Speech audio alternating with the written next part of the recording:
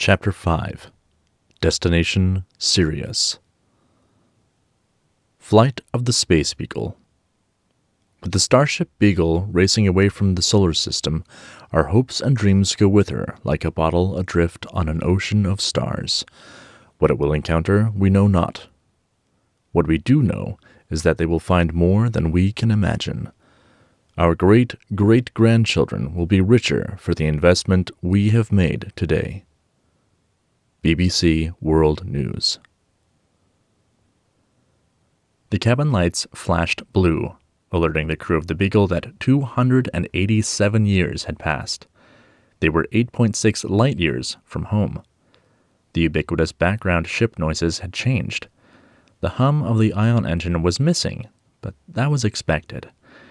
It had been thrusting when they went to sleep and had stopped decades later, as planned. The complex sounds of the ship's inner workings had a tempo all their own. In an instant, the tempo had changed. Was it merely because the Beagle was 3 centuries older? They all waited for the message from ground control.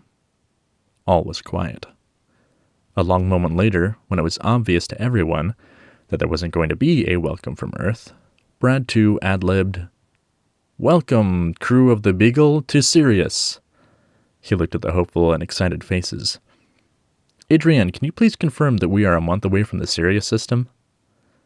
Zhang 2 turned to the engineering team, Tatiana, Constance, and Ivan. "Ship status. Anything in the red? Comms check. Are we still on the air?" 2 minutes passed before the fast diagnostics completed. 2 of the ship's computers have failed. That left triple redundancy. The mission continued. One of the phased arrays is non-responsive. 2 passed diagnostics. Tatiana responded after a moment. Same with one of the optical receivers. Both good ones have a lock on the Sol system, Constance reported.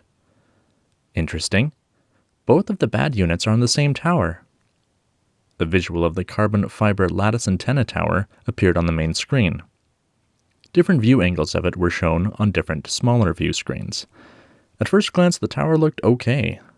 Then it became apparent. There were 2 holes in the Earth-directed phase array antenna. Half of the communications laser was missing. The image zoomed in.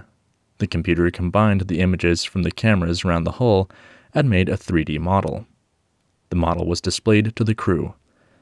The ship's engineer rotated the 3D image this way and that. It looked as if the communications laser had been blown apart. Best guess was that it had been hit by a piece of dust. How bad was the hull? Adrienne was shaking her head with worry. Logs have no incoming transmission newer than 250 years ago. Internal computer networks have no significant issues, Ivan added. For being so old, they are working remarkably well. Does anybody back home still remember us? Brad worried to himself. They were all alone. Captain, Ivan spoke up. We need to examine the hull to see how bad the damage is. Tatiana nodded in agreement. If we both go out, we can examine the ship in half the time. We 3 can go out, Constance piped in, feeling suddenly left out of the action. Brad and Zhang exchanged opinions. Zhang turned to the engineering team. One of you needs to stay here and look for system damage. You can join the others later. Something tells me that they will be out there for a while. Disappointment washed over Constance. Tatiana was the team lead. Considering Tatiana's special relationship with Ivan, Constance was obviously going to be the one left behind. They'd have the fun while she started the deep diagnostics and the long checklists of maintenance tasks. Yes, sir, Tatiana responded before Constance could object. Come, Ivan, let us see what we will find. The ship had been in freefall for a couple centuries.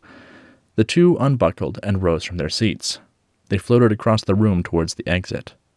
They could have opted to turn on simulated Earth normal gravity, but the protocol was to leave it off as much as possible. Any change in their perceived gravity could be a sign that something bad was about to happen. Tomorrow we will start the daily stand-ups. That is all, Zhang declared. Ivan followed Tatiana through the maze of corridors to the internal docking bay. This was a place where the real world and the virtual world met. There were 3 airlock doors set in the arc of the curved room, separated by 4 windows. Window, door, and so on. Each window showed the viewpoint of a different 3D